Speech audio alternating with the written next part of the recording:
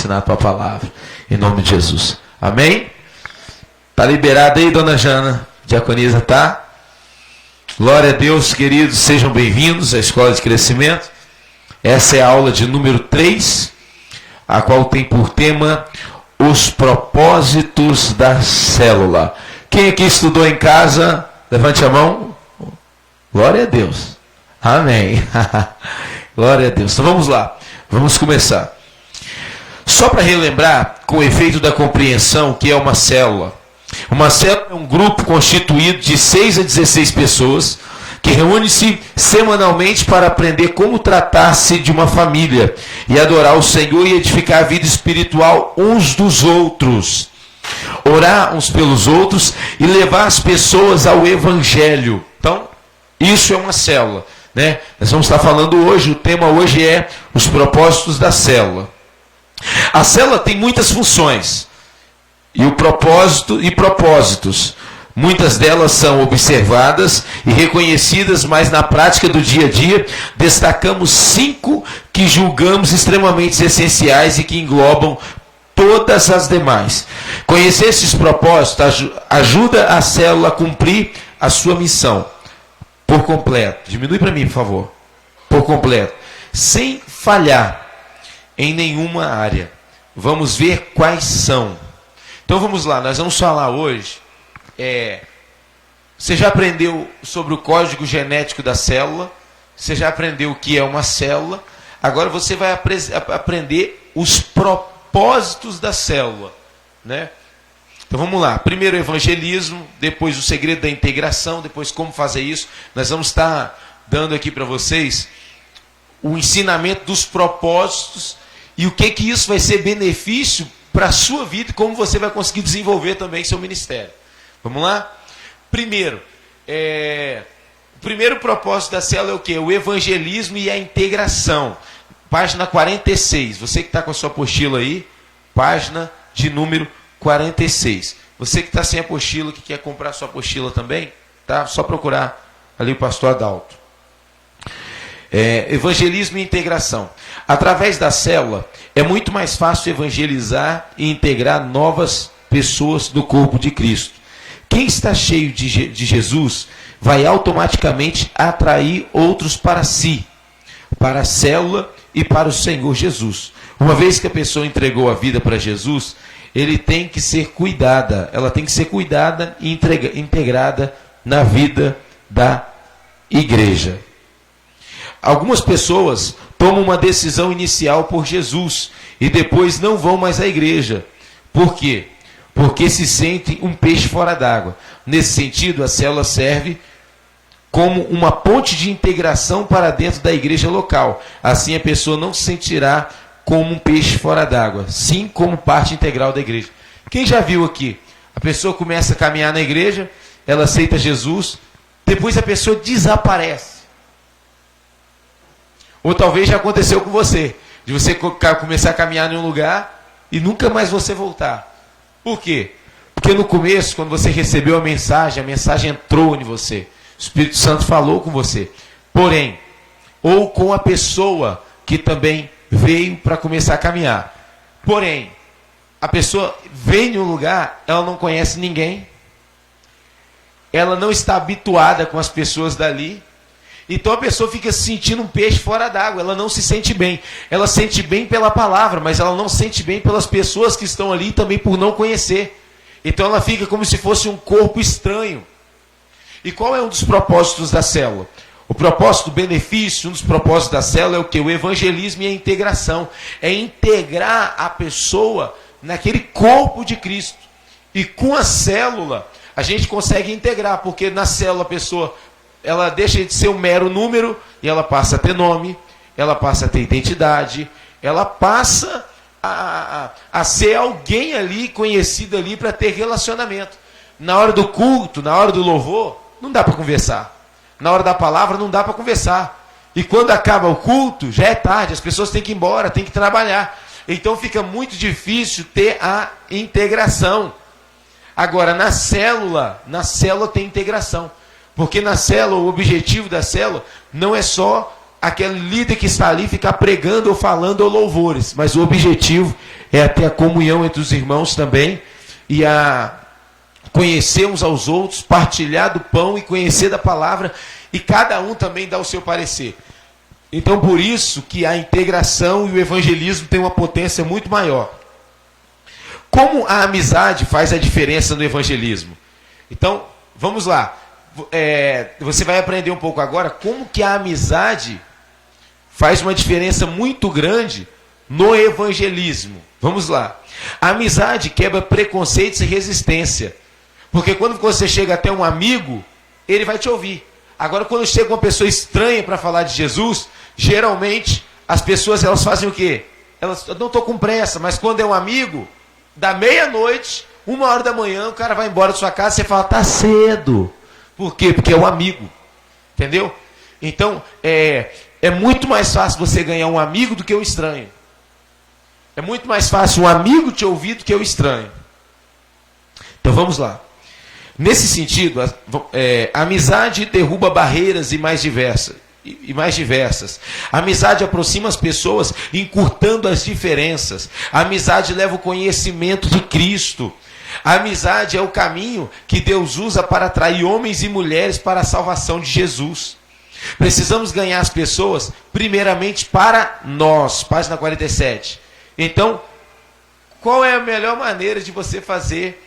Tem um evangelismo, tem um trabalho a ser feito ali. Qual é a maneira bem legal? Você ganhar a pessoa primeiro para você. É aquilo que eu falei. Um dia eu cheguei na casa do camarada para fazer uma visita. A esposa dele pediu lá para mim fazer uma visita para ele. E chegou lá, o cara estava intertido no jogo de videogame. E aí, eu sentei do lado dele do sofá, e em vez de eu começar a falar de Jesus, eu comecei a falar com ele do jogo, esse jogo aí e tal, comecei a conversar com ele. Depois, falei, aí eu vi que ele perdeu. Quando ele perdeu, eu falei, me dá esse negócio aqui, você sabe jogar aqui nada? Comecei a jogar, ele falou, você sabe jogar, pastor? Eu comecei a jogar ali, e dali eu ganhei ele. E depois ali ele me deu mais atenção. Você está entendendo? Por quê? Porque primeiro você quer ganhar uma pessoa para Jesus, primeiro tenta ganhar a pessoa para você. Você está entendendo? Tenta atrair a pessoa para perto de você. Por quê? Porque se a pessoa não tiver interesse no que vai sair de você, não importa se o que você vai estar falando é bom ou ruim, ela não quer nem saber. Então, quando você ganha a atenção da pessoa, você ganha a amizade da pessoa, aquilo que você vai falar vai ter importância para ela. Você já reparou que às vezes o amigo está falando de uma besteira e você se interessa pela besteira que ele está falando? É uma besteira e você se interessa, porque é um amigo. Então, na célula você tem o quê? Você tem um benefício, por quê? Porque na célula você cria irmãos, cria amigos dentro da própria casa do Pai. Entendeu? Tanto é que quando às vezes você vai numa igreja, você se identifica com as pessoas dali, e se você sair dali depois daquela igreja, e você tentar ir às vezes para outra igreja, os laços de amizade são tão fortes, que às vezes você vai voltar para aquela igreja, não por causa de Jesus, mas por causa dos laços da amizade que tem ali. Você sabia disso? Por quê? Porque você se sente bem com a palavra, você se sente bem com o louvor, mas às vezes você não se sente bem com as pessoas. E você também estar bem com as pessoas que estão do seu lado é completamente importante. É a mesma coisa que você trabalhar numa empresa que você ganha o seu salário. A empresa é boa, mas o que faz a empresa ser ruim? Às vezes os funcionários que são insuportáveis.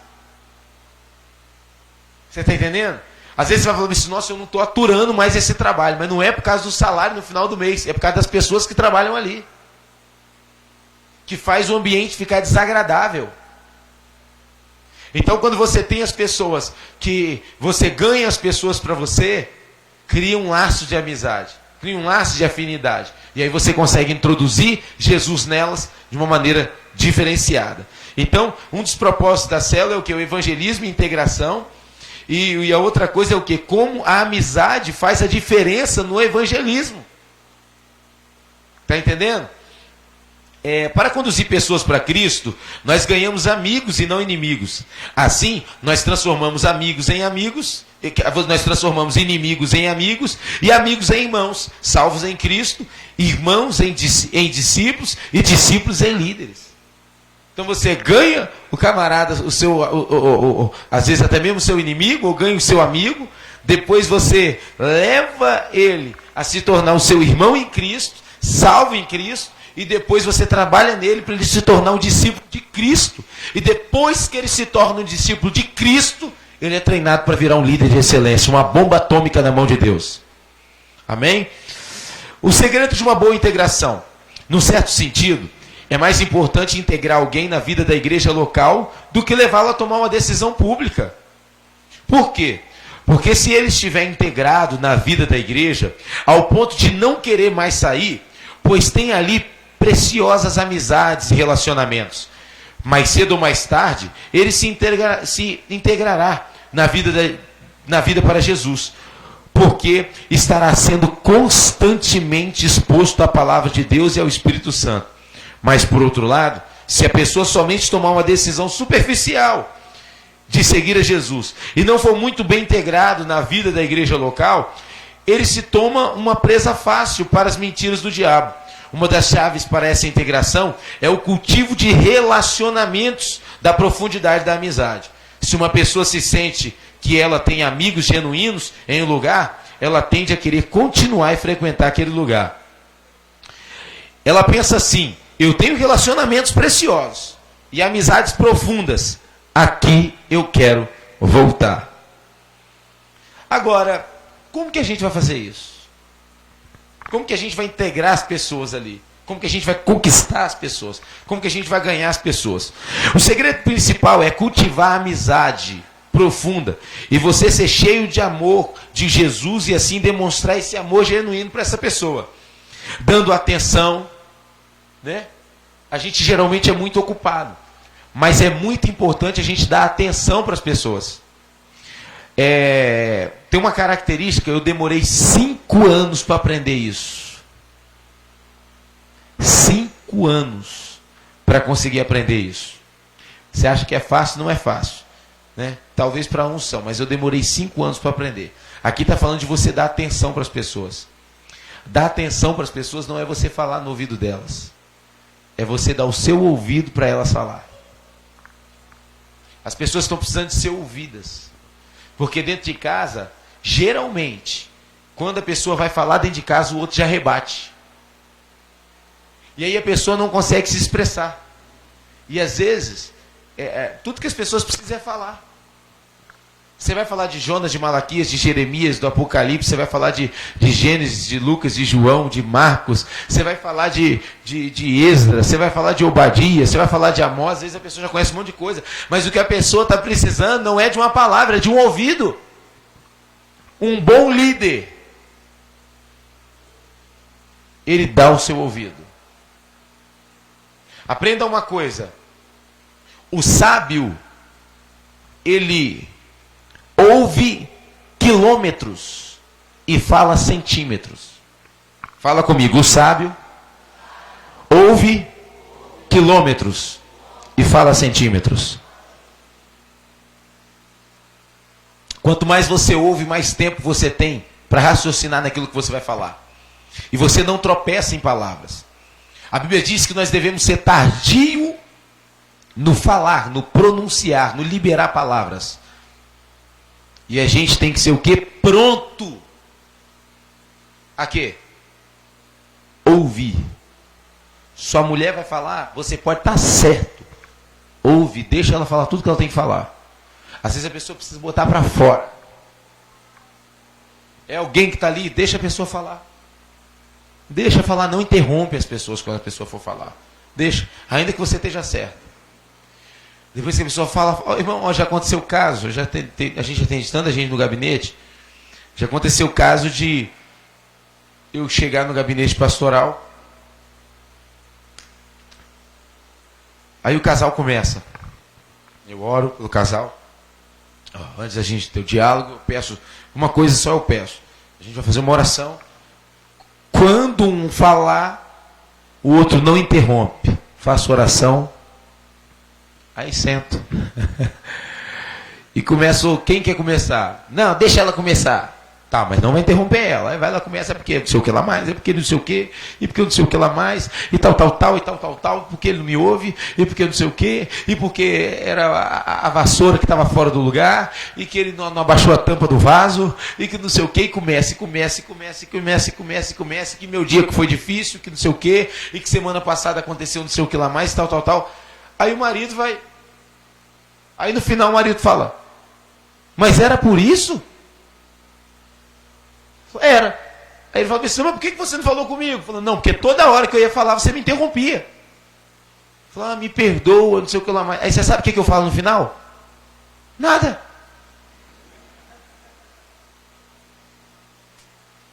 O que precisava era só alguém estar pronto para ouvir. Às vezes uma ferramenta poderosa, irmãos, é o silêncio.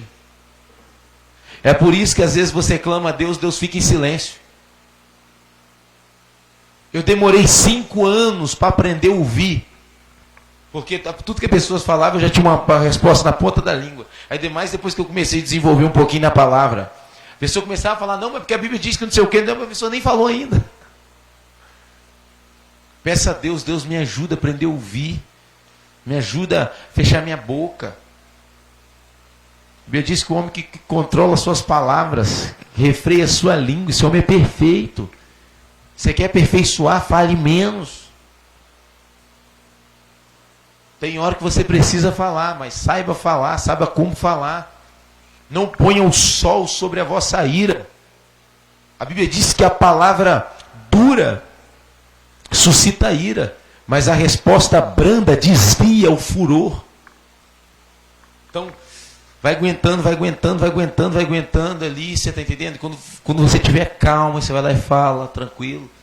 Você vai conseguir ganhar mais pessoas para Jesus. Você vai conseguir demonstrar a sua cura, a sua libertação dentro da sua casa, para a sua família, através de coisas simples assim. Entendeu? E geralmente a pessoa que fala muito rápido, ela não pensa no que fala e fere pessoas. Fere filho, fere marido, fere esposa, fere líder, fere funcionário, fere patrão. As pessoas que estão na sua volta, você vai ferindo. Então, tente segurar a sua língua. A gente tem que ter muita sabedoria.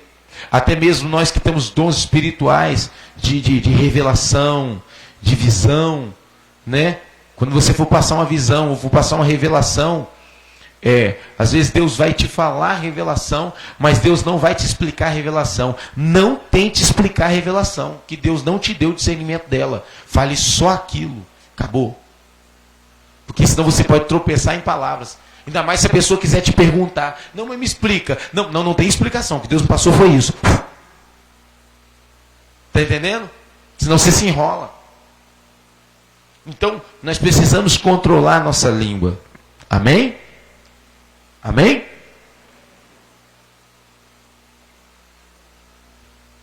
Já foi o primeiro copo de água. Não vou dando aula, irmão. Não sei nem como é que eu aguento. É tanta água que eu bebo. Então, como fazer isso, né? O amor genuíno. Uma das maneiras poderosas de cultivar a amizade profunda é através dos eventos sociais, oficiais ou extraoficiais, realizados pelos irmãos na célula, em eventos que incluem café da manhã, retiro, piquenique, almoço, jantares, aniversários, chá de bebê. Inclusive tem um irmão aqui na igreja, a gente precisa fazer um chá de bebê para ele urgente. Chá de casamento. Tem isso, gente? Meu Deus. Eu não tive isso no meu casamento não, hein? Gostei desse negócio. Chá de casamento, vigília de oração, atividades esportivas, recreação. A melhor maneira de você fazer amizade não é pregando, não é cantando, não é numa conferência, não é num congresso, não é nada disso. É no franguinho da Shirley, batendo um papo, depois do culto, pegando aquela porção caprichada que ela faz. Vai lá, eu garanto, tem um suco de graviola lá que, meu Deus, o que eles botam com aquele suco? A gente pode fazer em casa que não fica igual. Então o que acontece? É um momento de integração, de você sentar junto ali e ver um filme comer uma pipoca. Mas se você está junto com a pessoa, comendo e compartilhando. Por que a igreja primitiva crescia? Porque eles viviam nas casas. Irmãos, é muito importante. As pessoas se fecham tanto. Sabe por causa de que a igreja não cresce hoje? A maioria das igrejas não cresce, não desenvolve. Porque vive cada um na sua casa e cada um longe um do outro. Irmão, seja bênção. Convida alguém para tomar um café da manhã. Pega o irmão da igreja e fala, irmão, vamos tomar um café da manhã na minha casa? Compra lá um pão, passa uma manteiguinha, um cafezinho, um chazinho de cidreira do seu quintal ou do quintal da vizinha. Coisa simples. Porque o que importa não é o que tem na mesa, mas quem está na mesa. Fala comigo, o que importa não é o que tem na mesa, mas quem está na mesa. Você precisa aprender isso. Você está entendendo? Convidar, faz um almoço. Ah, pastor, vai gastar muito. Que nada, irmão. Faz um almoço, arroz, feijão, um ovinho frito com cebola, um alfacezinho da feira, meu irmão. Ó, pega 3 limão, bate no liquidificador 7 segundos. Com casca. 7 segundos só, senão fica amargo. Bota umas pedras de gelo, bota na mesa, chama o apóstolo para você ver o que acontece. Você está entendendo? Irmãos, coisa simples. Mas é aquele momento de você estar junto, batendo papo, de barriga cheia. Chega a dar aquela tristeza quando você acaba de comer.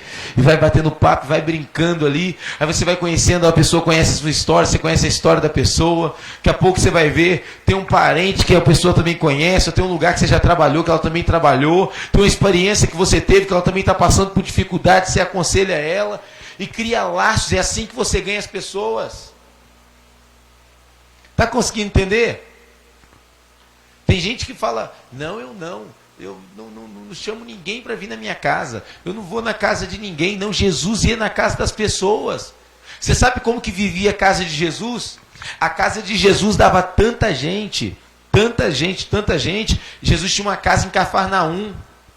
E a Bíblia vai dizer que eles foram até a casa de Jesus e não dava nem para entrar na casa de Jesus. Eles levaram um camarada paralítico, né, que não andava e não dava para entrar, e o povo, era a casa de Jesus mesmo. Eles subiram no telhado, arrancaram o telhado fora, desceram. Jesus olhou, manda descer mesmo, vamos lá, casa está cheia. A casa de Jesus vivia cheia.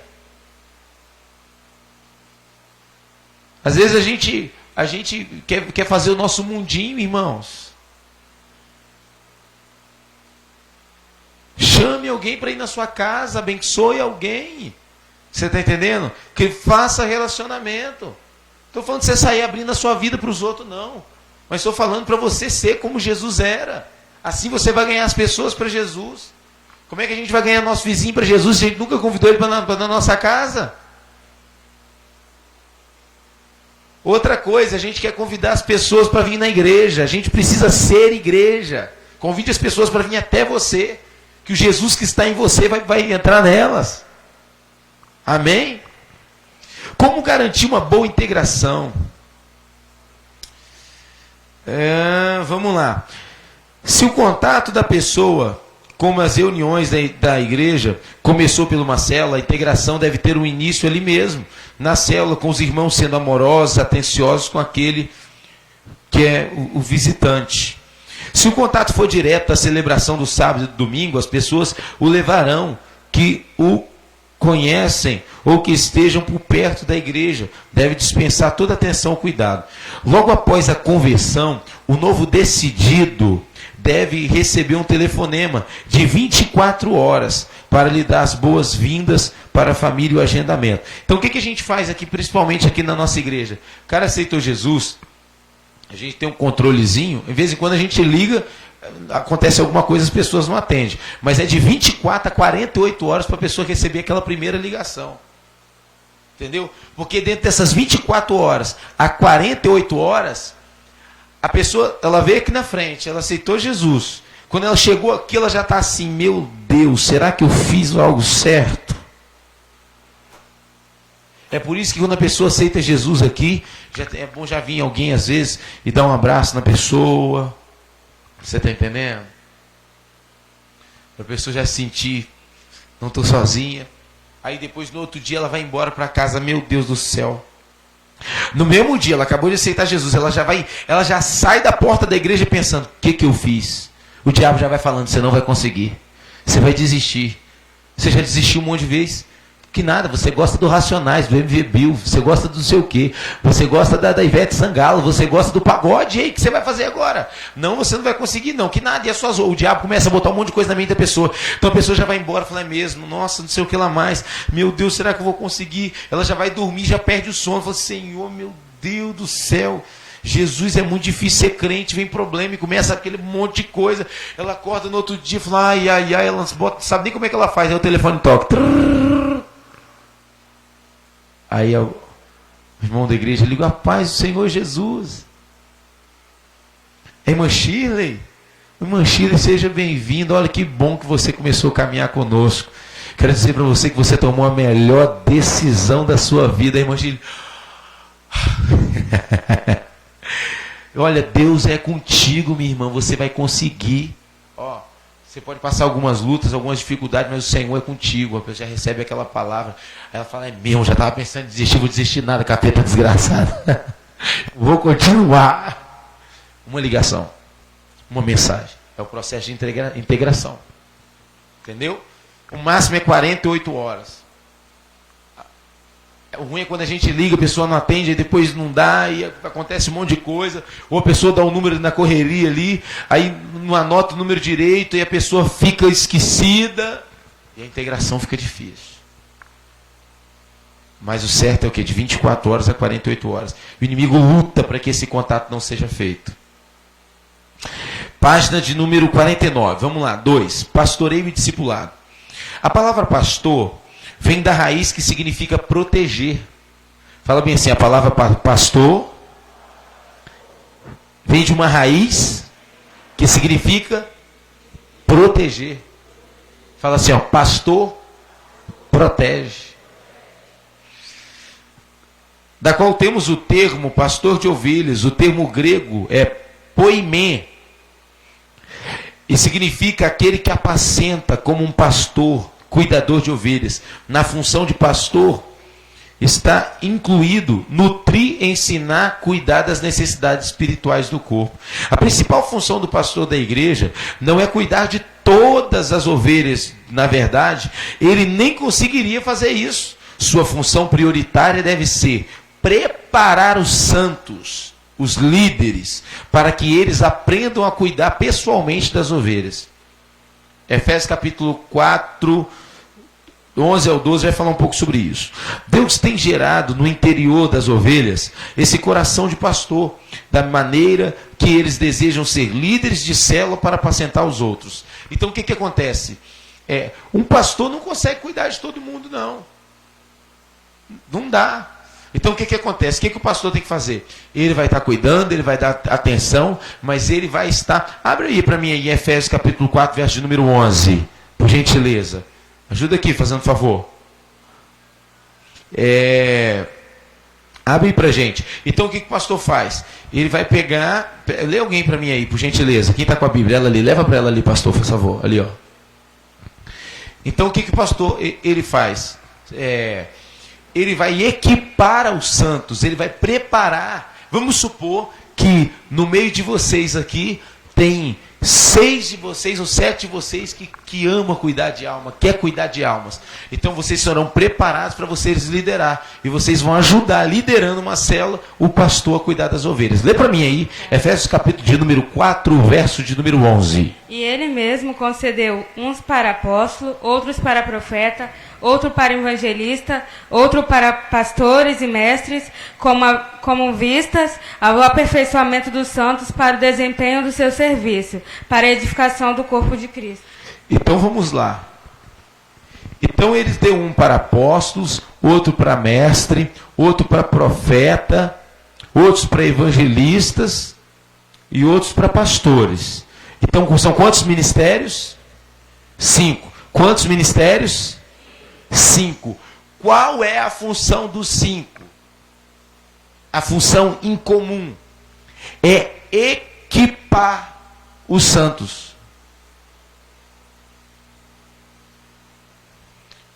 Vem aqui para mim, aqui um voluntário, aqui para mim, um homem voluntário. Vem aqui, fazendo favor. Rapidinho. Vem cá. Deita aqui para mim, fazendo favor. De lado assim, ó. Isso, dá para pegar aí na câmera aí?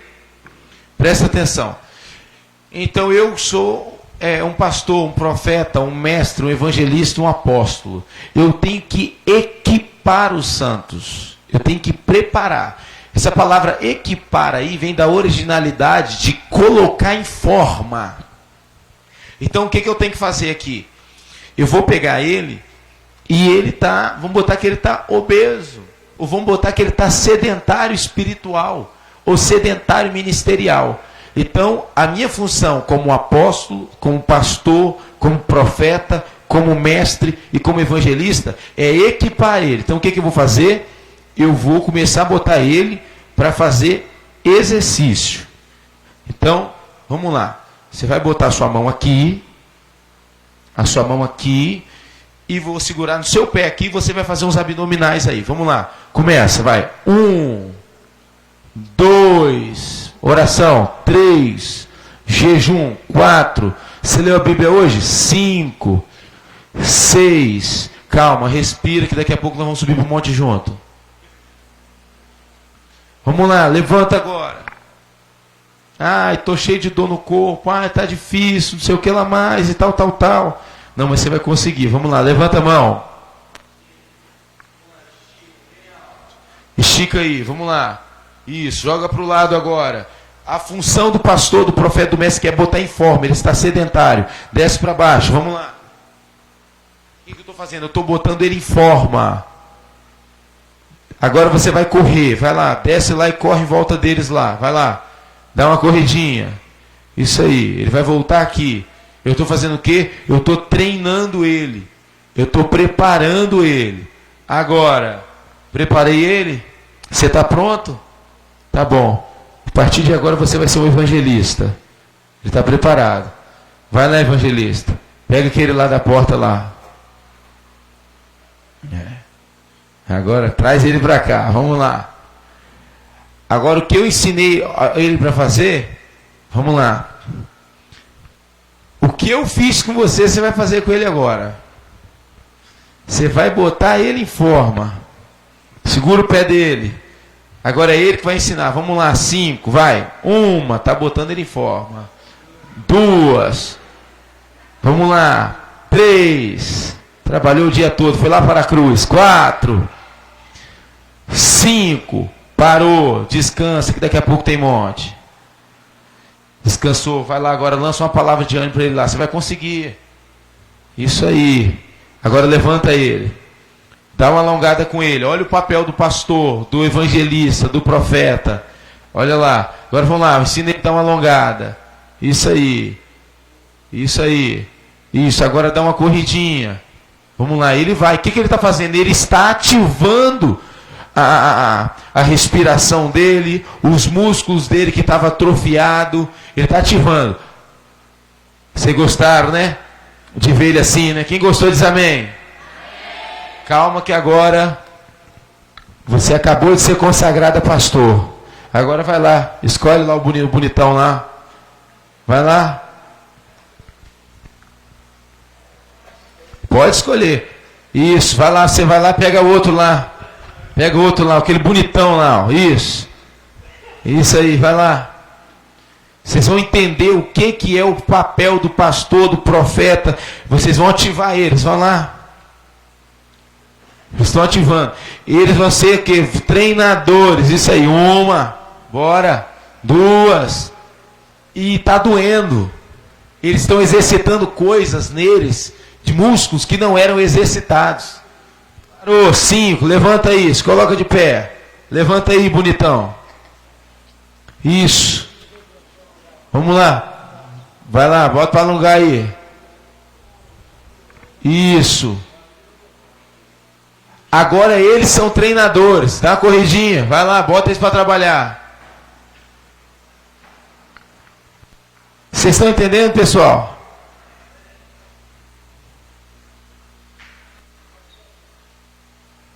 Mais um quer pegar mais? Agora um vai virar profeta, o outro vai virar mestre. A hora, dá uma olhadinha para eles lá agora.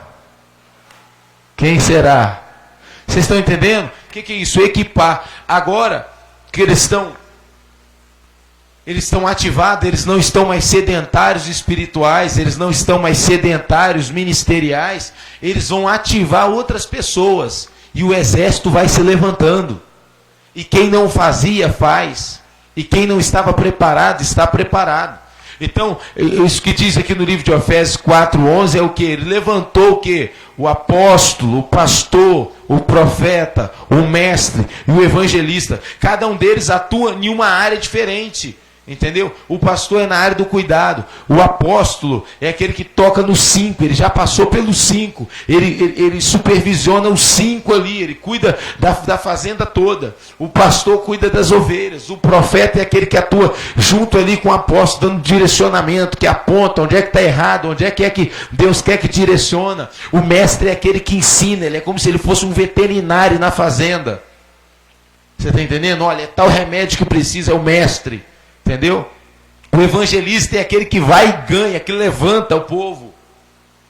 Estão conseguindo entender? Mas todos eles têm uma função em comum: equipar os santos, colocar os santos em aperfeiçoamento, em ordem, ativar quem está desativado. Essa é a função. Obrigado. Aplaude Jesus pela vida deles. A aula que vem vocês vão fazer 20 abdominal, hein? Vamos lá?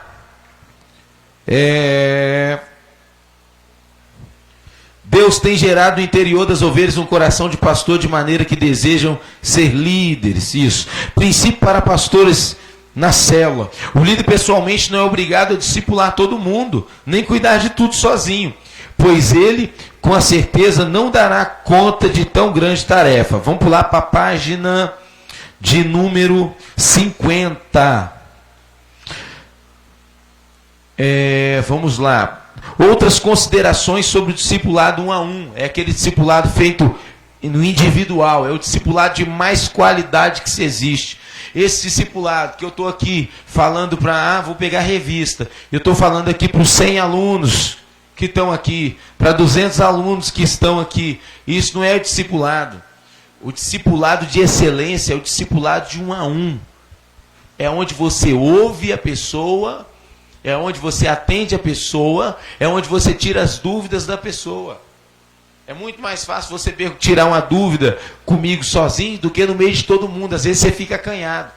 Entendeu? Então o que Jesus fez com os 12? Ele pegou os 12 e trouxe para eles. E disse assim para os 12: para muitos eu falo e ensino por parábolas, mas para vocês eu revelo os mistérios do reino. Então ele levou os caras para fazer o discipulado aqui, ó, junto. Vocês vão dormir comigo, vão comer comigo, vão viajar comigo, aonde eu vou vocês vão, porque vocês eu estou injetando em vocês. Então na célula, no culto de celebração no templo, é todo mundo junto. Você está entendendo? Mas na célula é o discipulado, é a comunhão afincada, todo mundo junto, aonde vai nos pontos fortes, nos pontos fracos, nas dificuldades, você está entendendo? E tudo ali para quê? Para que haja aperfeiçoamento.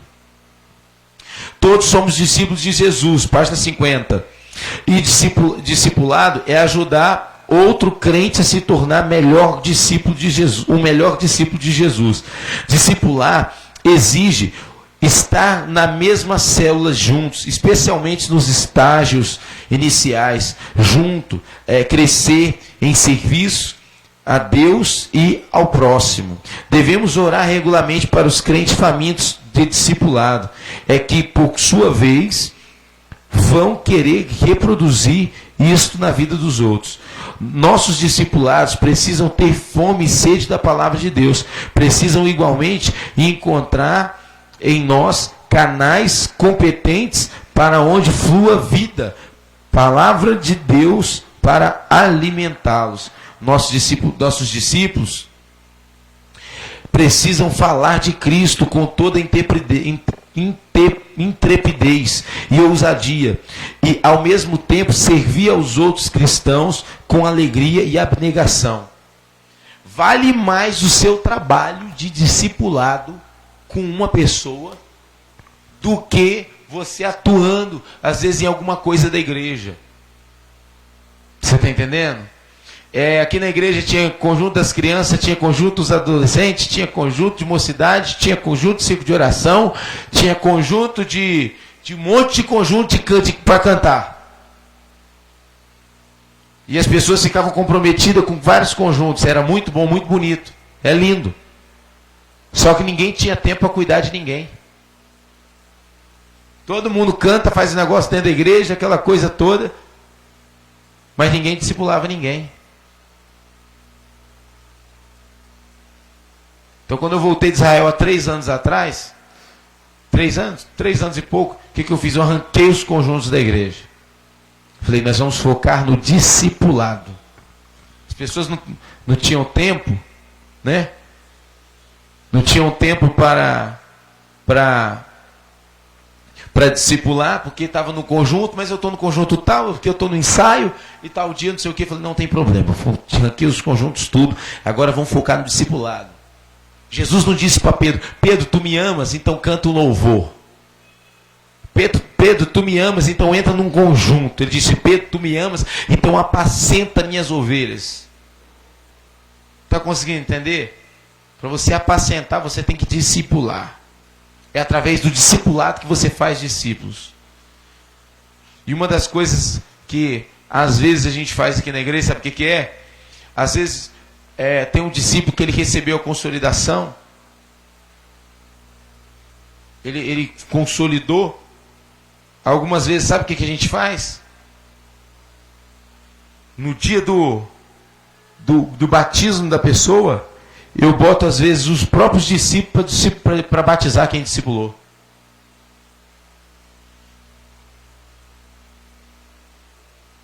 Você sabe quantas pessoas Jesus batizou? Nenhuma. João Batista batizou Jesus, mas todas as pessoas que foram batizadas por João Batista tiveram que ser batizadas depois pelos discípulos de Jesus. Mas quantas pessoas Jesus batizou? Nenhuma. Quem batizava o povo era quem? Os discípulos de Jesus. Você nunca leu sobre isso, né? Às vezes a gente vai fazer batismo aqui, eu pego meus líderes de célula e falo, vai lá, vai batizando aí. Um vai batiza de um lado, eu batizo o outro do outro, batiza. O negócio é o reino crescer. É lógico, tem outras igrejas que não fazem isso de jeito nenhum. Mas eu gosto de olhar para a Bíblia, como que a Bíblia trabalha. Que na igreja tem discípulo aqui que ele discipulou a pessoa e discipulou tão bem, se dedicou tão bem, que quando chegou no dia do batismo, falou, vem cá, você que vai batizar essa pessoa aqui. Eu ensino ali na hora, vai, eu te batizo em nome do Pai, do Filho e do Espírito Santo, vai.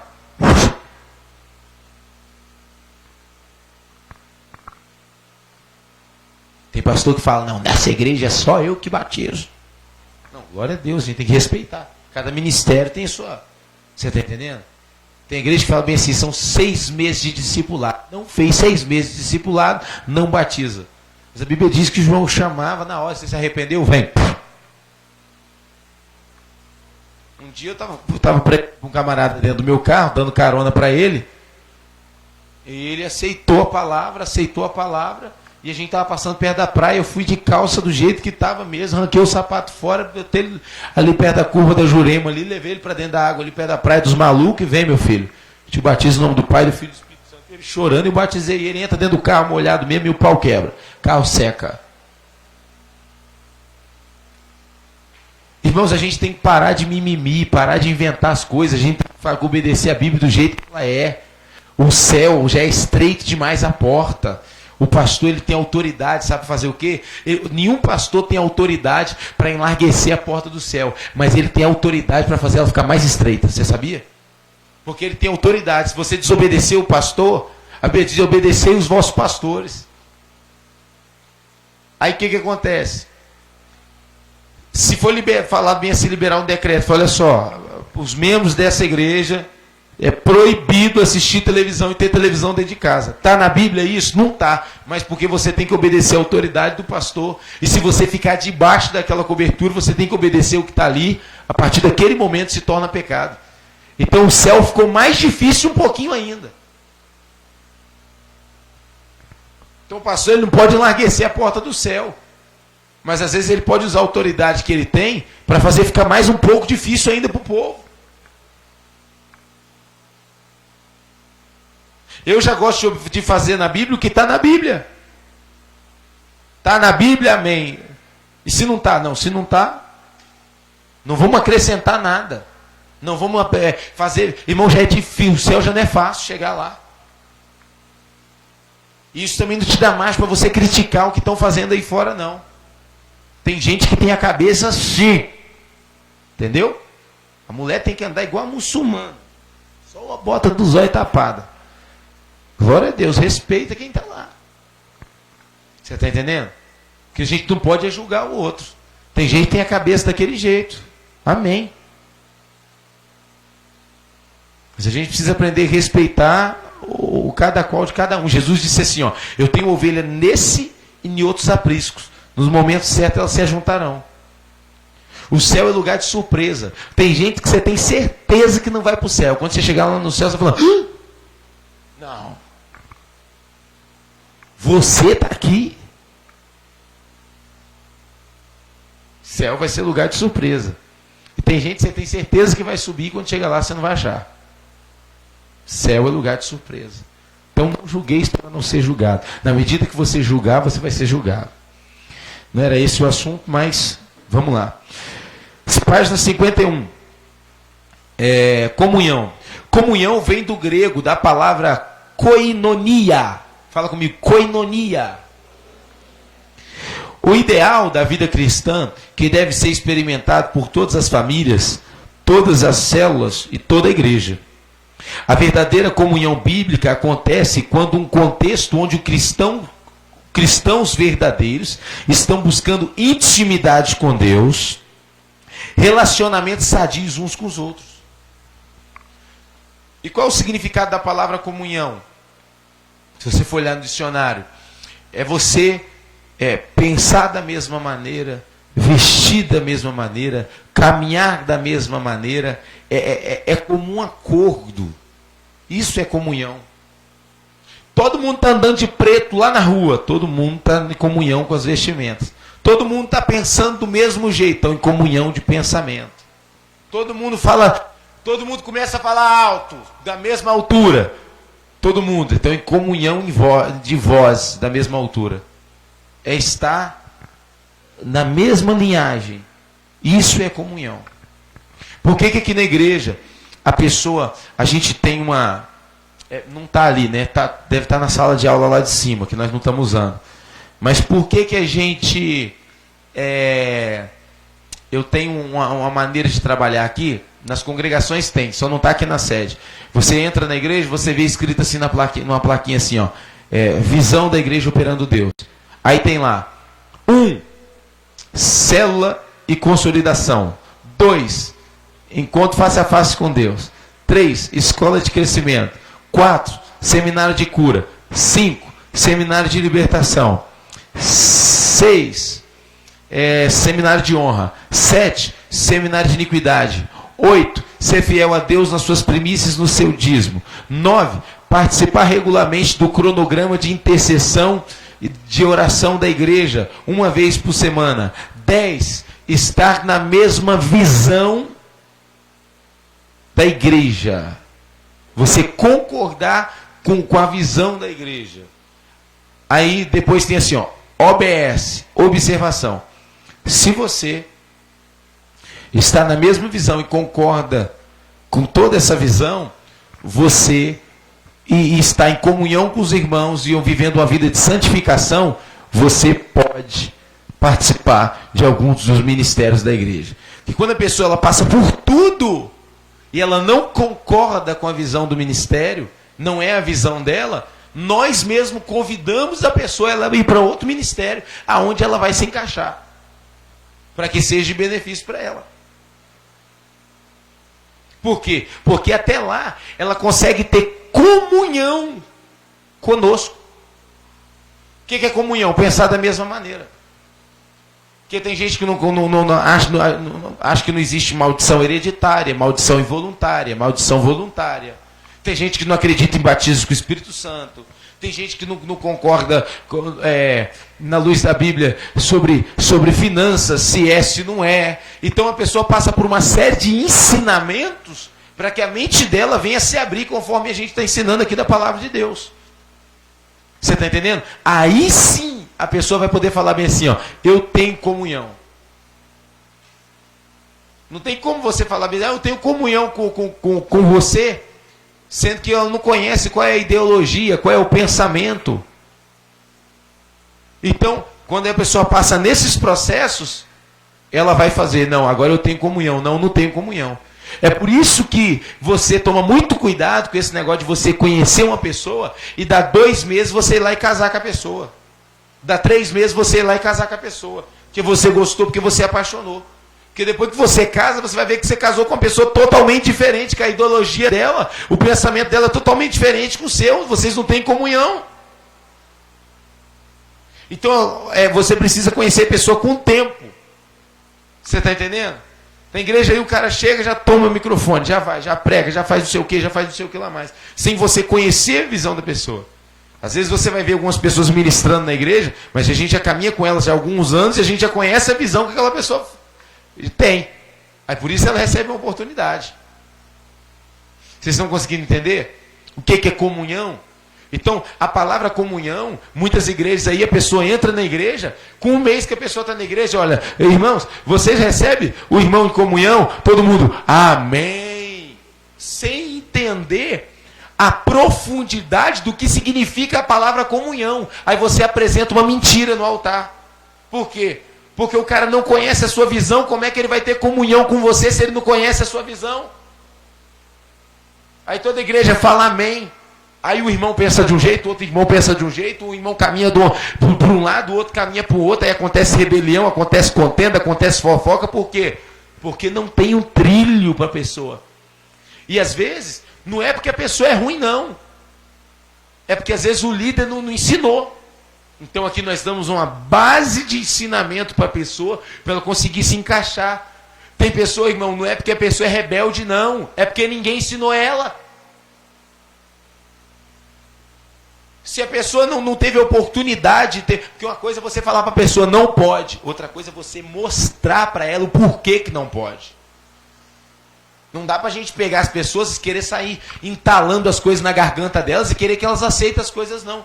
A gente precisa ter paciência e dar a oportunidade de ensinar a pessoa a aprender.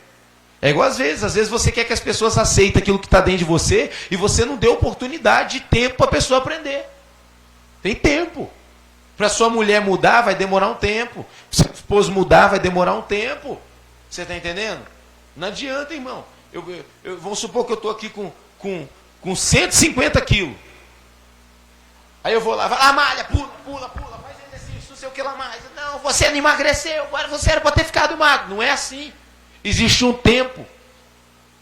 Aí você vai na ignorância, quer pegar uma espada e arrancar um pedaço da barriga, arrancar um pedaço da coxa, para fazer ter menos peso. Não funciona. É processo. Processo. E quando você pula o processo, vai ter consequência. Vamos lá, vamos acelerar. Como deve ser a comunhão da célula? Uma atmosfera de comunhão deve permear na vida do grupo. Página 51. Continuamente, mesmo nos momentos que as pessoas estão juntas fisicamente. A verdadeira unidade é tão preciosa que deve ser vivenciada 7 dias por semana, 24 horas por dia, o dia inteiro. A célula verdadeira não faz fofoca. Quando alguém expõe um problema, eles oram e amam uns aos outros. A comunhão verdadeira na célula evita que ela se torne uma panelinha, mas seja um lugar de amor, de carinho, como a igreja de Jerusalém, onde todos os que criam estavam juntos e tinham tudo em comum. Olha que maravilha. A igreja primitiva, eles tinham tudo em comum. Então, quando você ouvir algo na célula, não liga para a pessoa falando, você não sabe o que fulana falou na célula. Ela falou isso, que você era assim, assim, assim, assim, assim. Isso não é comunhão. Aconteceu na célula, ouviu na célula, deixa ali. Ali é lugar de tratamento. Ali é lugar que nós temos comunhão uns com os outros, que nós preocupamos com os outros, ajudamos aos outros. Nunca cite o nome de uma pessoa para falar algo negativo se a pessoa não estiver presente. Vou repetir, nunca cite o nome de uma pessoa para falar algo negativo se a pessoa não estiver presente. Porque você não dá direito à pessoa à defesa. E o nome disso é fofoca. A Bíblia diz que as 7 coisas que Deus não gosta. Você lembra? Você lembra falar de cabeça? Isso. É isso mesmo. Existem 6 coisas que Deus se aborrece e a 7ª Deus abomina. A 7ª é aquele que semeia discórdia entre os irmãos. Deus abomina quem semeia discórdia entre os irmãos. E nenhuma das 6 é aquele que derrama sangue inocente. É menos consequência para aquele que mata, para o cara que matou uma criança. Tem consequência para ele. Mas Deus aborrece. Mas a 7ª Deus abomina. É o que semeia discórdia entre os irmãos. É o caluniador. E uma das origens da palavra caluniador é diabolos. Diabolos. A pessoa que semeia discórdia entre os irmãos, ela é chamada de diabo na Bíblia. Você sabia disso? Estuda sobre isso que você vai ver. Você pode ver que o fofoqueiro na igreja, ele não cai. Ele vai derrubando todo mundo com a calúnia dele, com a fofoca dele, e às vezes usando o mesmo que está acontecendo de verdade. Ele não cai, ele continua ali. Por quê? Porque o diabo não quer tirar ele da igreja. Porque ele faz o papel do diabo na igreja. Ele trabalha para o diabo na igreja. O diabo quer que ele cresça na igreja. Que ele suba o nível na igreja. Você está entendendo? Você viu o que a irmã fez? Você viu o que a irmã falou? Ela falou, nossa, fulano fez isso e aquilo. Meu Deus, fulano não vigia nada. Chega para o fulano e fala que irmã, você não está vigiando nada. Não é para você chegar para o outro, não. Essa conversa de, olha, a gente precisa de orar por fulano. Porque fulano, eu passei no beco, eu vi fulano ficando com fulano. A gente, meu irmão, vamos orar por fulano? Isso é conversa fiada, isso é mentira, isso é balela. Se você quisesse orar por fulano, você iria lá chegar para fulano, para falar para fulano não fazer aquilo, ou chamar fulano e fazer uma visita para fulano. Agora, vir falar que quer orar, isso é conversa fiada, isso é conversa de povo fofoqueiro. Se você se preocupasse com a pessoa, você ia até ela, você ligava para ela, você mandava uma mensagem para ela. Vem falar para o outro que quer orar, quer nada. Às vezes falou só para comentar no assunto. E para difamar a pessoa, para jogar a pessoa para baixo. Quando você não puder ajudar, chegar até a pessoa, não toque no nome dela. Você quer tocar no nome dela? Toque em oração diretamente para Deus. Guarde essa palavra. Não seja você um semeador de contenda. Não seja você um diabolos. Guarde isso, tá? Depois eu quero... eu vou pregar sobre isso ainda na igreja. Sobre esse versículo, porque eu me esqueci onde é que está escrito. Mas vamos lá, vamos prosseguir nossa aula. Seja um semeador de comunhão, de paz, de alegria, de preocupação mútua uns com os outros. Quando você tocar no nome de uma pessoa, toque no nome dessa pessoa, ou seja, para elogiar essa pessoa, mas nunca em um comentário negativo. Você vai fazer um comentário negativo, a pessoa não está presente, não faça. Não toque no nome da pessoa. Outra coisa, quando algum irmão da igreja, ou alguma pessoa de fora, vir tocar, você sabe o que aconteceu com fulano? Ô minha irmã, é benefício? É coisa boa? Não, não é não. Não me conte. Não, mas não me conte. Você já foi falar com a pessoa? Não me conte. Repreenda o semeador de contenda. Repreenda o contendeiro. Repreenda o fofoqueiro. Não aceite na sua casa. Corte a pessoa. Mas vai ficar chateado comigo. Deus ficará chateado com você se você receber aquilo. Repreenda. Não aceite. Corrija a pessoa. Não aceite de jeito nenhum, de jeito maneira. Porque Deus não se agrada disso. Tem pessoas que têm prática de falar mal das outras pessoas. Não, mas eu não estou falando mal, eu estou falando a verdade. Você está levando a verdadeira fofoca. É verdadeiramente o que aconteceu? É, mas não é para ser anunciado. Vamos lá. Maneiras de fortalecer a comunhão na célula. Pela realização das atividades de lazer e recreação juntos. Ir na praia, jogar bola, cinema. Olha as maneiras de você fortalecer a comunhão. É através das atividades que tem também fora. Essas atividades de lazer, onde as pessoas brincam, as pessoas riem. Geralmente a pessoa é fechada. Mas nessas atividades de lazer, a pessoa consegue se abrir. Pelo estímulo do crescimento espiritual uns dos outros, encorajando vivenciar as atmosferas de amor e de fé. Pelo evangelismo de qualidade juntos, onde a pessoa pode compartilhar com alegria e ganhar novas pessoas para Jesus. Página 52, número 4. Treinamentos de líderes.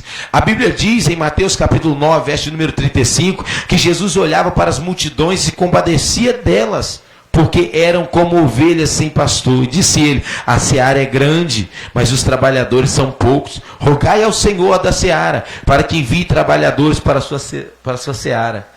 Então a seara está precisando de quê? Trabalhadores. Mas esses trabalhadores precisam ser treinados. Você botaria Chile, qualquer pessoa, pegaria, você está precisando trabalhar? Vai lá, frita a batata e serve para ele ali. Não, você tem que treinar. Você botaria alguém para trabalhar no seu salão sem treinar a pessoa?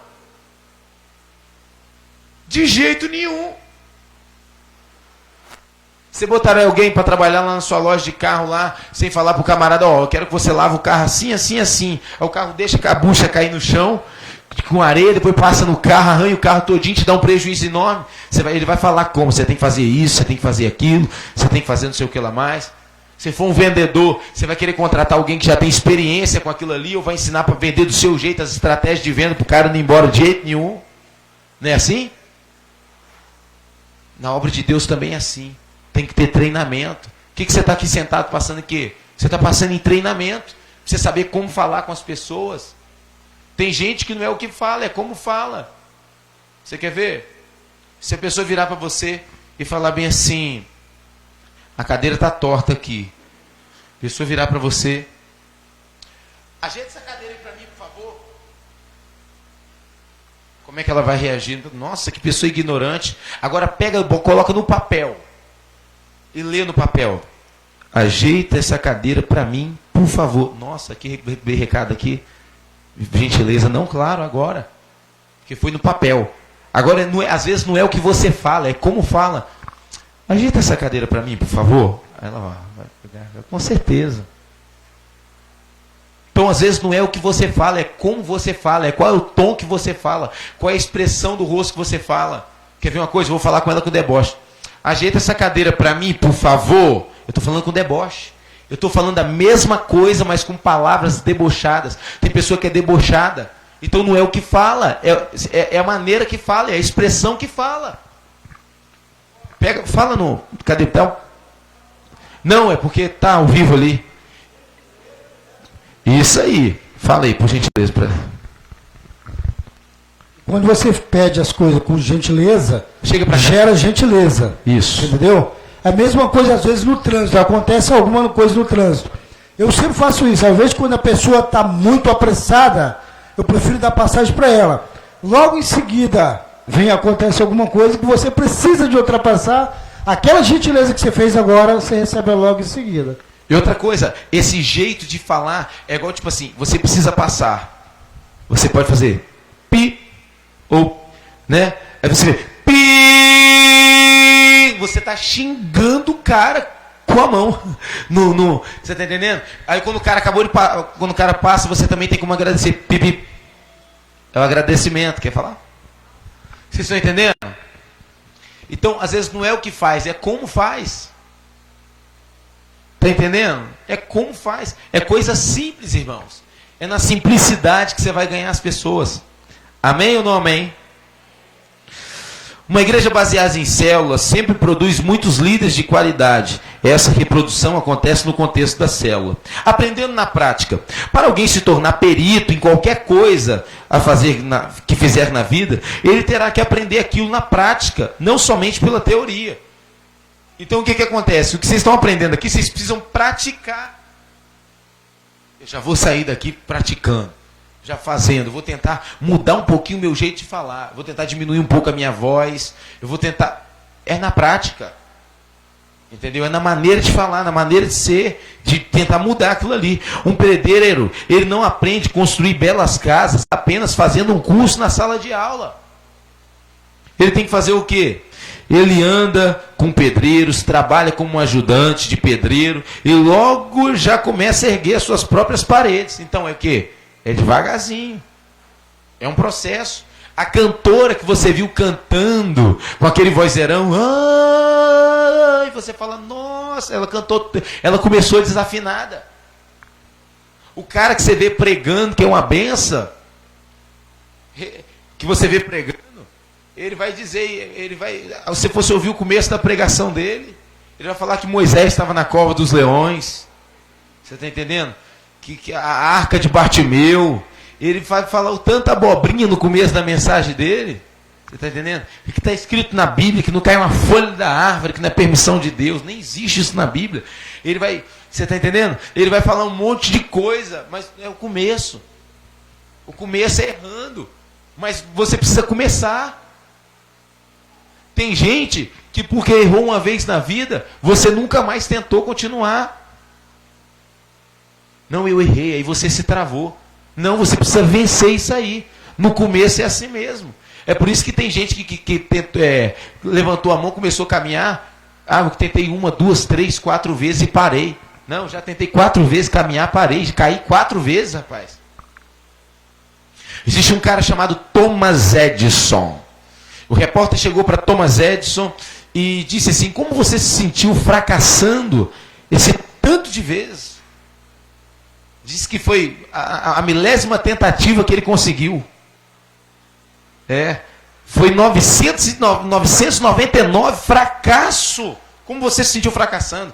Aí Thomas Edison respondeu assim, eu não fracassei 999 vezes.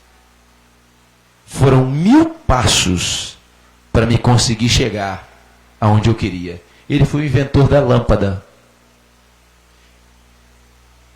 Então, às vezes, essas tentativas que você tentou, e você parou, e você retrocedeu, e você caiu, foram passos para você chegar a um nível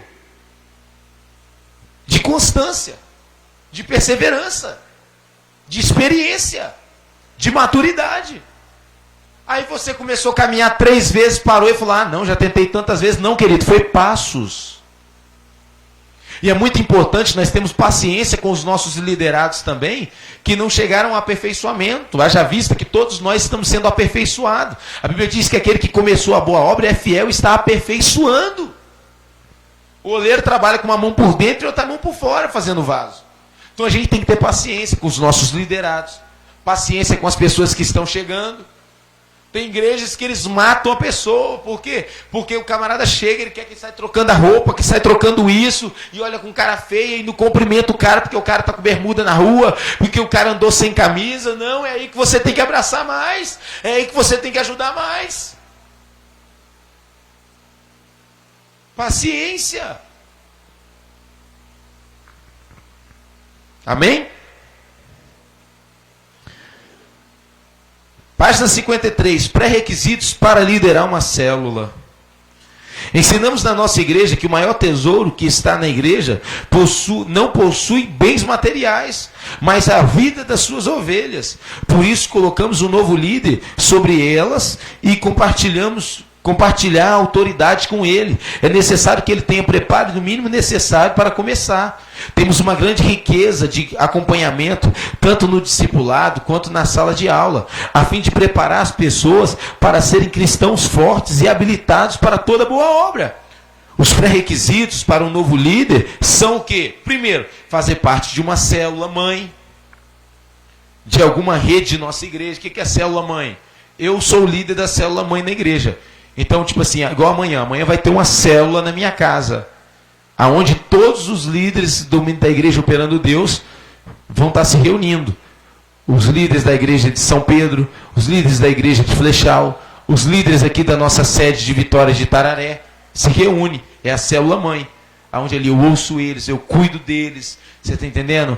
Eu discipulo eles ali, eu vou em cima das necessidades deles. Onde se tem alguém que está precisando de alguma coisa ali, eu vou lá suprir, seja no que for, para estar ajudando eles, para eles estarem bem, estarem fortes, para quando chegar na sexta-feira, que eles já foram ministrados, eles vão ministrar sobre os seus liderados. Né?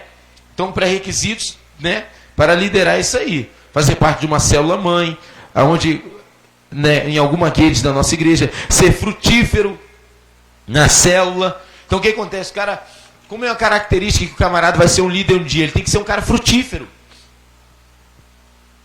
O cara nunca vai liderar uma célula aqui na igreja se ele primeiro não for um bom consolidador. Porque se ele não se preocupa com nenhuma alma para ele se colocar à disposição para ele discipular alguém, como é que eu vou entregar parte de um povo, seja de 6, de 10, de 12, 16 pessoas, ou uma congregação para ele cuidar? Se ele não se importa em discipular ninguém. Se a representação do amor é Pedro, tu me amas, então apacenta meus cordeirinhos, então cuida de alguém. Apacentar e cuidar. Então a primeira característica de um bom líder, ele se preocupa em cuidar de alguém. Ele é um ótimo discipulador. Ele é frutífero. Ele antes multiplica. Ter concluído ou estar cursando os cursos de liderança, os seminários da igreja. Ter um coração ensinável. Olha só que é isso. Existem pessoas que não têm um coração ensinável. Você fala com a pessoa, ela sempre já sabe de tudo. Não, eu já sei, eu já sei, eu já sei. Ser ensinável é a pessoa, ela para, ela te ouve, ela está atenta no que você está falando. Às vezes a pessoa pode ter estudado muito mais que você, mas é ensinável, ele tem a humildade de parar para aprender. Ser ensinável. Amados, sejam ensináveis. Obediente. O líder está falando, às vezes ele não quer fazer. Isso é uma característica do líder, tá?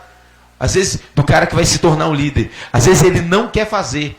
Mas a obediência que está sobre ele é maior do que a vantagem dele de não fazer. Então, mesmo não querendo fazer, ele faz. Ele é leal à liderança.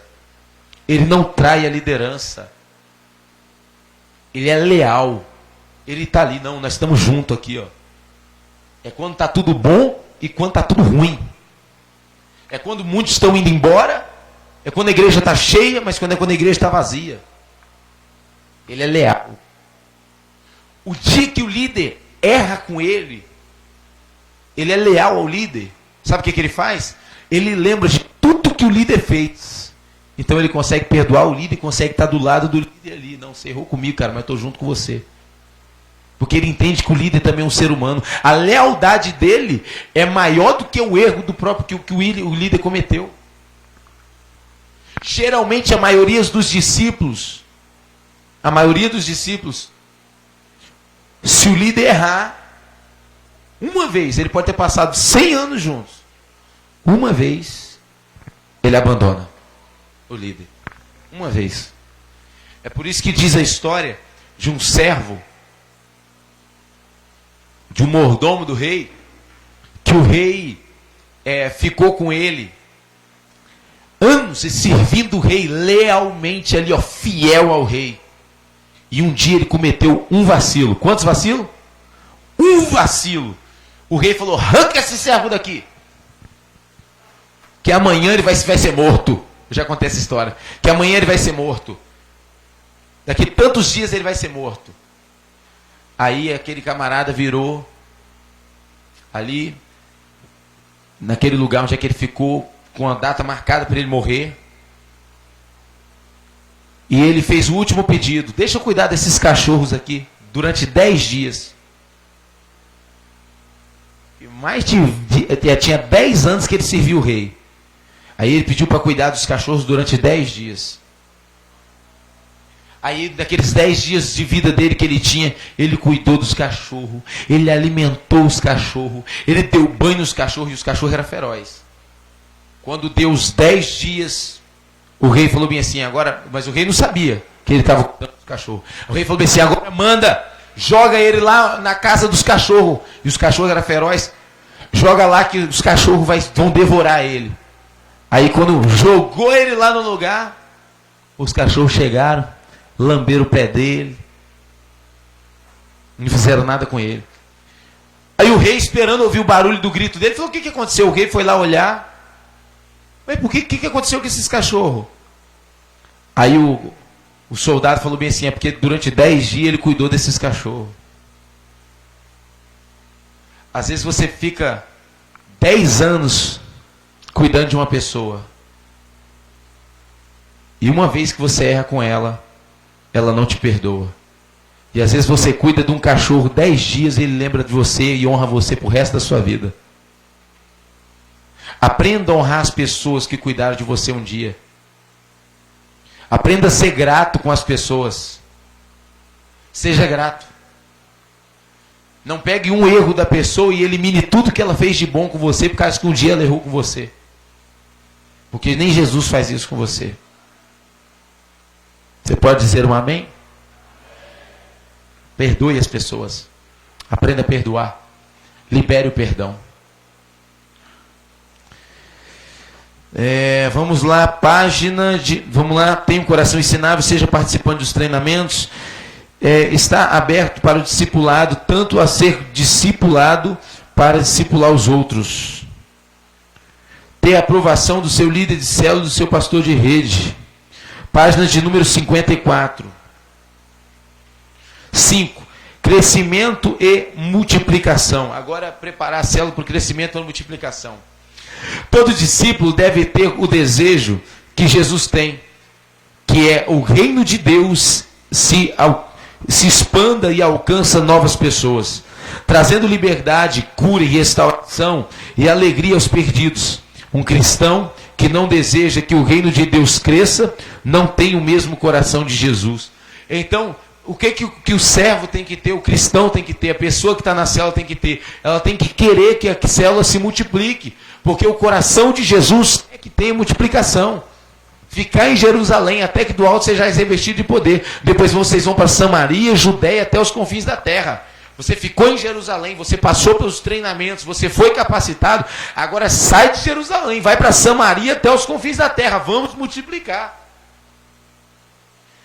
Eu moro em São Benedito, não tem célula em São Benedito, eu vou receber a capacitação. Vai ter célula de mulheres em São Benedito, vai ter célula de homens em São Benedito. Eu moro em Santa Marta, vai ter célula em Santa Marta. Eu moro em Manguinhos, vai ter célula em Manguinhos. Vai ter célula em... Como é que é o nome lá? Santos Dumont, aqui também, como é que é? Vai ter célula no Romão, vai ter célula em Santos Dumont. Nós vamos ganhar tudo, vamos botar a congregação em Santos Dumont, vamos botar a congregação em Nova Canaã, Cariacica, vamos para lá. Vamos multiplicar esse negócio. E eu vou levar as sementes que eu estou aprendendo aqui, eu vou ser um ganhador de almas, eu vou ser um discipulador. Não, você aprende, come, fica gordão, sabe fazer um monte de coisa espiritualmente, não ganha ninguém, não discipula ninguém. Tem gente que não tem coragem nem de abrir a casa para fazer uma célula. Fala bem assim, vou deixar os outros entrar na minha casa, um monte de crente, ainda vem com aquelas crianças, vai sentar no meu sofá. Posso te falar uma coisa? Se um servo de Deus não pode sentar no seu sofá, eu quero dizer para você que Jesus também não senta nele. Se os filhos do pai não podem nem entrar na sua casa, o pai também não entra. Você nunca pensou nisso, não? Jesus disse assim, tive fome e não me deste de comer, tive sede e não me deste de beber, tive fome não me vestisse, tive preso e não fosse me visitar. Senhor, quando que aconteceu isso com o Senhor? Quando que nós negamos isso para o Senhor? Quando vós negaste para um dos meus pequeninos. Quando você às vezes nega para as pessoas, você está negando para o próprio Cristo.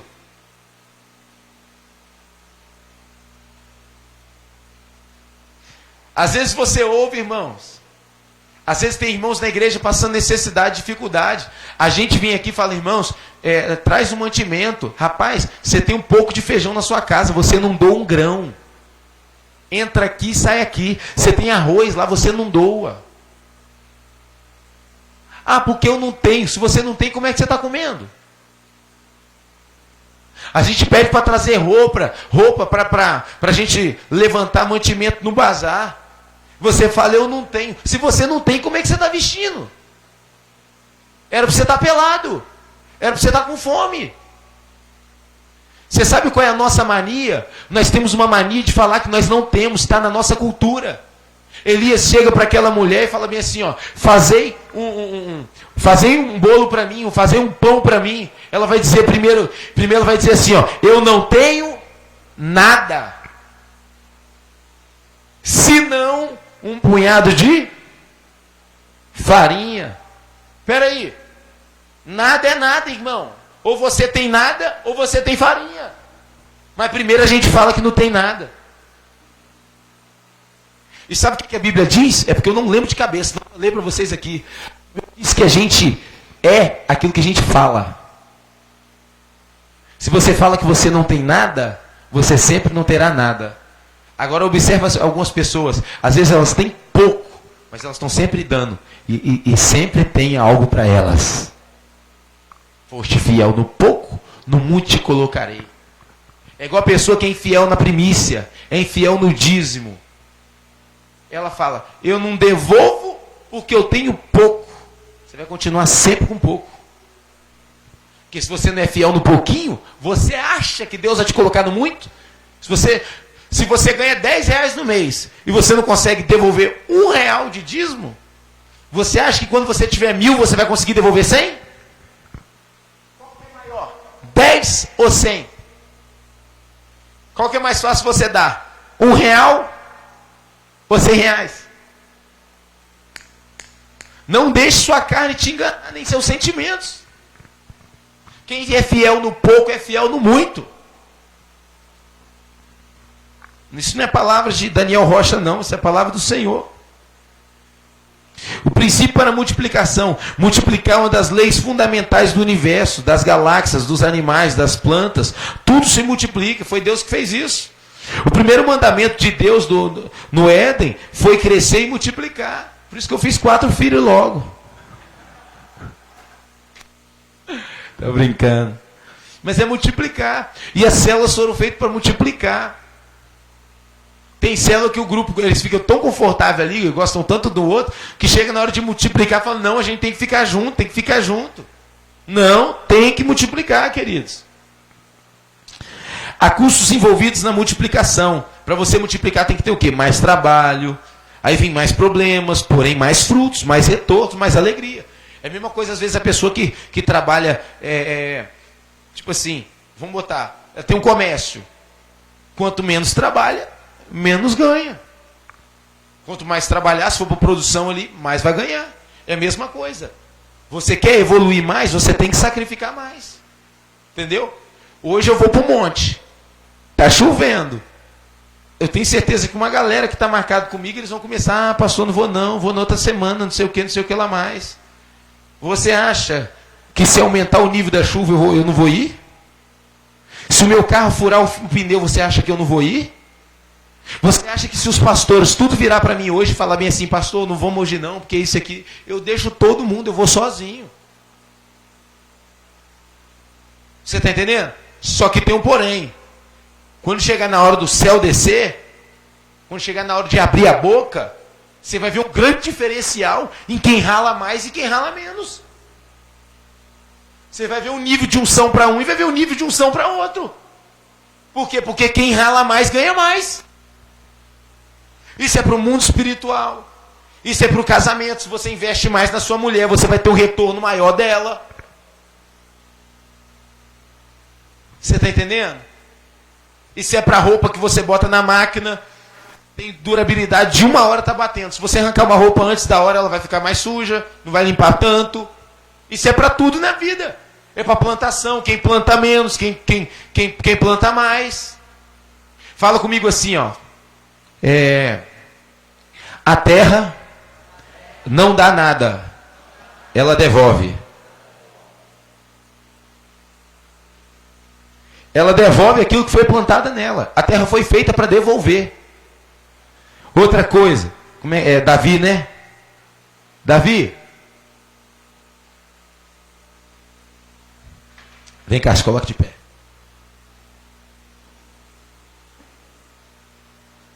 Dá um abraço aqui, sabe que tio te ama, né? Como é que você é do manto? Olha só. A vaca, não tem a vaca? Sabe, conhece a vaca? Não tem? A vaca, ela dá o quê? Filhos. Não, mas ela dá o quê? O que a vaca dá? O que te ensinaram que a vaca dá? Não, tirando o filho. A vaca dá o quê? Vaca. Aquela vaca que os bezerros mamam nela. A vaca dá o quê? Leite. Dá o quê? Leite. Quem te ensinou isso? O quê? A escola? A escola te ensinou que vaca dá leite? Tio vai te ensinar um negócio para você nunca esquecer na sua vida. Vaca nunca deu leite.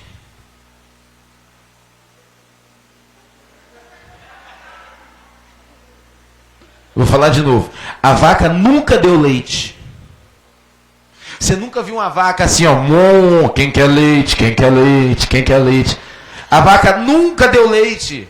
Eles amarraram a vaca. Levantou um cara de madrugada, 4, 5 horas da manhã. Amarrou o pé da vaca.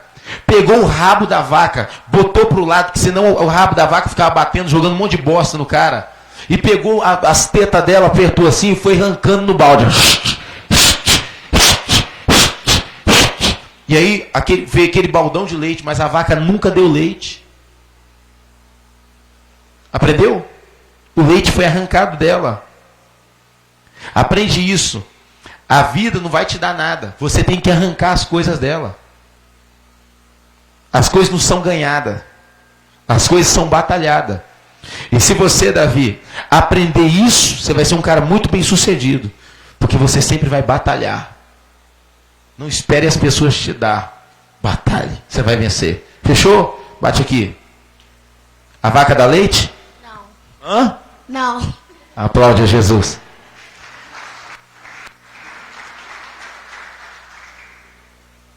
A vaca dá leite, gente? Ah, agora você aprendeu, né? De que você conheceu uma vaca que dá leite, você me fala que eu vou tirar um selfie com ela. Então vamos lá. Ilustrações bíblicas. Jacó teve 12 filhos. A Bíblia diz que eles multiplicaram e encheram a terra, o Egito. Mas os filhos de Israel foram fecundos e aumentaram muito e se multiplicaram grandemente e se fortaleceram. De maneira que a terra se encheu deles. Então, os caras se multiplicaram tanto que a terra se encheu deles. Se a gente se empenhar, nós vamos crescer tanto que nós vamos ter células, irmãos, no bairro inteiro, no estado inteiro. Está entendendo? Através da dedicação. Jesus escolheu 12. Hoje todos nós cristãos somos resultado da multiplicação desses 12 homens. Mas Jesus se empenhou com eles ali. Ele falou bem assim, eu vou levar vocês para minha casa. Ó! Irmão, fala sério, a gente tem uns amigos, né? A gente passa com eles, brinca, tal, aquela coisa toda, mas depois é cada um para sua casa. E dentro de casa é a nossa casa. Jesus não, falou bem assim, vem cá. Eu tenho 3 anos. Que até com 30 anos na Bíblia, o homem não tinha consideração muito não. Depois de 30 anos, ele já passou da fase do mancebo, né? Então ele está entrando em outra etapa. Então ele já seria ouvido. Por isso, Jesus, com 30 anos, agora Jesus é como se ele fosse sair do anonimato. E agora a palavra dele tem peso. Ele vai escolher 12 homens. Você está entendendo? E agora ele vai treinar esses caras. E ele vai levar esses caras para dentro da casa deles. Ele vai viver com esses caras, vai viajar com esses camaradas. Você está entendendo? Para ali investir neles. Por quê? Porque ele tem 3 anos de faculdade. Ele tem 3 anos de discipulado. Entendeu? Você sabe o que é você passar 3 anos da sua vida de manhã, de tarde e de noite sendo treinado? Pensa. É forte. Não é 2 horinhas de um culto. Não é a faculdade que você vai ali e sai, não. É de manhã, de tarde, de noite, de madrugada. Jesus fez isso. Mas o resultado foi violento. Por quê? Porque quanto mais você se dedica numa área, mais você vai colher. Jesus transformou água e vinho numa casa. Num casamento significava alegria. A presença do Espírito Santo é provisão divina. Jesus multiplicou pães e peixes e seus discípulos distribuíram para o povo, significando a nossa participação junto com ele na alimentação das multidões famintas. A visão e o método de Deus no Novo Testamento é para realizar trabalhos de multiplicação. Você pode glorificar a Deus por isso? Considerações sobre a multiplicação. As células não se dividem, se multiplicam. Fala comigo, as células não se dividem, se multiplicam. É por isso que o nome é célula, porque a célula foi feita para se multiplicar, não se dividir. Aprenda isso. Grave isso. Não é dividir, é multiplicar. Nossa, a célula vai ter que dividir. Não é dividir, é multiplicar. Divisão é rachar, é rebelião. Multiplicação é crescimento. As células na igreja funcionam como a ausência da célula do corpo humano, onde a vida da igreja local encontra e sintetiza em todos os variados aspectos como adoração, intercessão, evangelismo e crescimento espiritual e ação social, e etc. Para garantir a qualidade, ele não deve ficar muito grande, para que haja sempre uma atmosfera familiar, intimidade e compartilhamento. Então o que acontece? Por que a célula não pode ficar muito grande? Com 30 pessoas? Senão as pessoas não desabafam. Senão as pessoas não têm oportunidade para estar falando. Porque vai ser tudo muito rápido. Então a célula tem um número de pessoas. É de 6 a 16 pessoas. 12 pessoas é o ideal, que é o que Jesus fez. Para que todo mundo possa falar e tenha compartilhamento. E não pode ficar muita gente também, porque senão você fala uma coisa, todo mundo fica sabendo, aquela coisa toda. Então quanto menos pessoas, melhor. As células crescem até o ponto da saturação, já falei sobre isso. As células se multiplicam em intimidade com Deus. As células se multiplicam em comunhão, página 56. As células se multiplicam em novos membros para o grupo, crescendo em multiplicação o número de discípulos e reproduzindo este alvo para que haja mais discípulos, fazedores de discípulos. Então o que acontece? Se multiplicando, se levantam mais líderes. As pessoas conseguem falar, você consegue captar os dons das pessoas. Está cheio de gente aqui que tem dom e você não sabe que a pessoa tem dom. Tem gente aqui que tem dom da palavra que você não sabe. Tem gente aqui que tem dom de revelação, visão, profecia. Tem gente aqui que tem o dom já na área do louvor. Mas ninguém sabe. Na célula é a oportunidade da pessoa. Você pode virar para o seu líder de célula e falar bem assim: semana que vem, deixa eu trazer um louvor. Aí você prepara o seu playback, prepara alguma coisinha lá e você louva na célula. Você pode pedir um dia a sua líder de célula: poxa, eu queria um dia ter a oportunidade de dar a lição da célula. Procure a sua líder de célula e fale com ela, peça a oportunidade. Aí no tempo certo, na hora certa, ela vai te dar uma oportunidade. Um dia você dá a lição. E ali você vai desenvolver o seu dom. Tem pessoas que foram chamadas para ministrar para multidões. Nem todos, mas tem pessoas que foram chamadas para isso. Tem pessoas que foram chamadas para o dom da caridade. Vai ter uma pessoa necessitada na célula, precisando, passando a dificuldade, e aqui, o dom daquela pessoa vai ser tão grande dentro dela que ela vai falar assim: não, eu quero doar tal coisa, não vou, vamos preparar alguma coisa. Ele vai querer correr atrás de alguma coisa para ajudar aquela pessoa. Por quê? Porque o dom daquela pessoa é o dom da caridade. Ele não vai ser bom para cantar, não vai ser bom para pregar, mas o forte dela vai ser aquilo ali, que é o dom da caridade. Cada um tem um dom. Dom do amor, cada um tem um. E nas células isso se desenvolve. Qualidade é a chave para a multiplicação. É você fazer com qualidade. Os judeus, eles são um dos povos o povo que mais prospera e cresce na terra. Os judeus, parte deles, da população da terra, eles são são dos mais ricos do mundo. São judeus. A maioria dos prêmios Nobéis são distribuídos, a metade dos prêmios Nobéis, 50% dos prêmios foram dados aos judeus. Porque tudo que eles fazem com excelência. Se eles pegam para fazer, é o melhor. Eles fazem o melhor. E se a gente quer que a célula se multiplique, a gente tem que fazer o melhor. É o melhor atendimento quando as pessoas chegam. É a melhor ligação durante a semana. É o melhor abraço. É o melhor lanche para compartilhar. É preparar a melhor atmosfera de um bom local. É fazer o melhor. Então, você quer que a célula se multiplique, faça o melhor. Não queremos multiplicar reuniões. Não queremos multiplicar programas. Não queremos multiplicar métodos humanos. Não queremos multiplicar mais compromisso na agenda. Não queremos multiplicar frieza espiritual. Não queremos multiplicar feridas nas pessoas. Nós queremos multiplicar células e crescimento para o reino de Deus. Queremos ser agentes de transformação cheios do Espírito Santo, que multiplicam a presença de Deus em cada bairro, em cada em cada bairro. Aqui está falando de Campo Grande, né? Em cada bairro, seja daqui de Tararé, seja da cidade de Vitória, seja em cada local.